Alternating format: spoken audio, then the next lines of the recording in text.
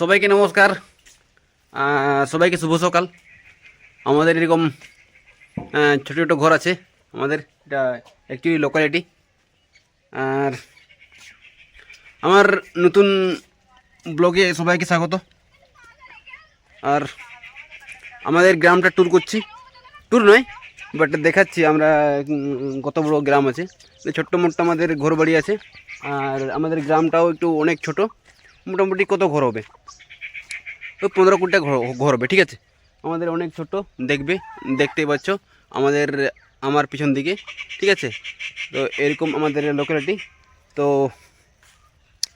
আজকের আমার first blog. তো চলো আমাদের এই ভিউগুলো দেখাচ্ছি, আমরা কীভাবে বাস করি কিংবা আমাদের পরিবেশটা কেমন। তো চলো লেটস গো, ওটাই দেখবো। তো এরকম হচ্ছে আমাদের বাড়ির পিছনটা, ঠিক আছে। এদিকে আমরা লাগিয়েছিলাম, কি বলে কি বলা হয় ভুলে যাচ্ছি। এখানে আমাদের একটা বড় করে একটা হয়েছে,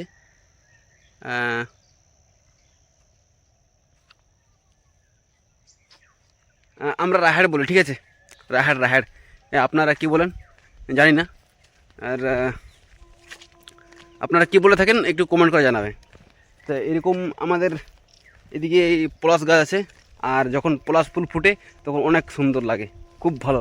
ওই মোটামুটি কোন সময় হয়, ওই ফাল্গুন মাসে হয়, ফাল্গুন মাসে পলাশ ফুল খুব টকটক এরকম। তো বিশেষ করে আমাদের দিকে এই পলাশ গাছে দেখতে পাওয়া যায় বেশিরভাগ। দেখতে পাচ্ছ আমার পিছন দিকে যতগুলো গাছ আছে সমস্ত গাছে হচ্ছে পলাশ গাছ। অ্যাকচুয়ালি বলতে কি সবই। আর অন্য সকল গাছ খুবই কম দেখতে পাওয়া যায়। আর আমাদের গ্রামটাই হচ্ছে একটু বন জঙ্গলের মধ্যে, দেখতে পাচ্ছ। এই সাইডে তো পলাশ গাছ, এই সাইডতেও পলাশ গাছ, চারিদিকে পলাশ গাছ। এরকম ছিল আমাদের গ্রামের পরিবেশ। আর আমাদের দিকে কেমন খেতি হয়, চাষবাস হয়, ওটার দেখার চেষ্টা করছি। তো চলো ওটা আপনারা দেখে নিন। আর ওটাই, আর অন্য কিছু নয়। তো আমাদের দিকে বিশেষ করে চাষবাসটা নির্ভর করে আকাশের উপর ডিপেন্ড করে। আকাশ বলতে কেমন, যদি বৃষ্টি হয় তাহলে ধান হবে, খেতি হবে, চাষবাস হবে। যদি বৃষ্টি না হয় তাহলে চাষবাসও হবে না, খেতি হবে না, কিচ্ছু হবে না। কেননা আমাদের উপরের উপর ডিপেন্ড করে আমাদের চাষবাস হয়, খেতি বাড়ি হয়, সমস্ত কিছু। কেননা আমাদের সেরকম সুযোগ সুবিধা নেই,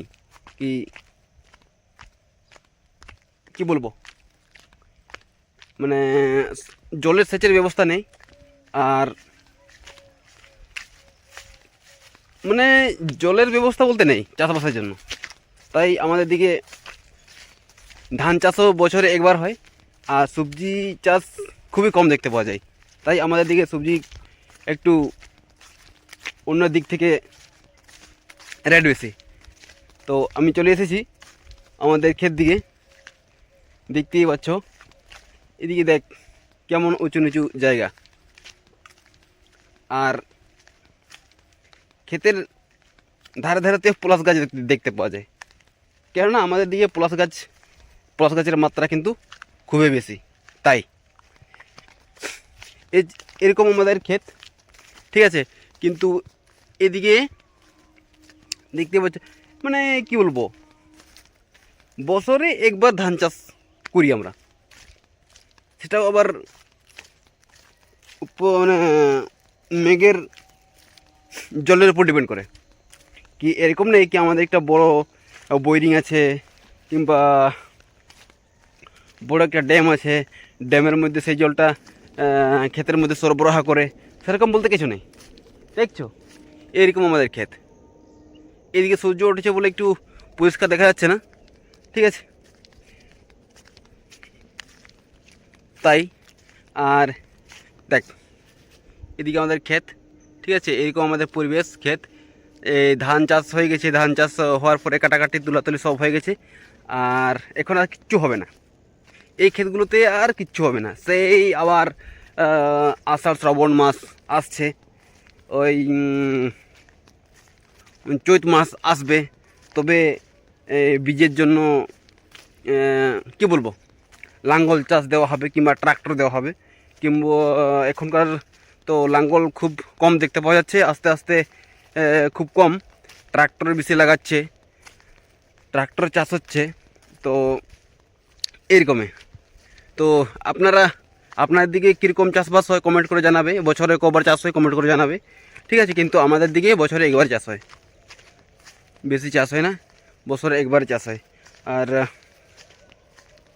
কি বলবো, এরকমই ছিল। আর সবজি বাজার তো খুব কম। একটা আমাদের কাছে একটা নদীতে একটা ড্যাম বাঁধানো হয়েছে, সেটা আবার দোগলাবাজি, কেননা সেখানে কোনো জল থাকে না, জল দাঁড়ানো দরকার, বাট জল থাকে না। তো ওটা একবার দেখার জন্য চেষ্টা করছি। আমি নদী এসে গেছি, আর আমাদের নদী দেখাচ্ছি কতটা জল আছে। তো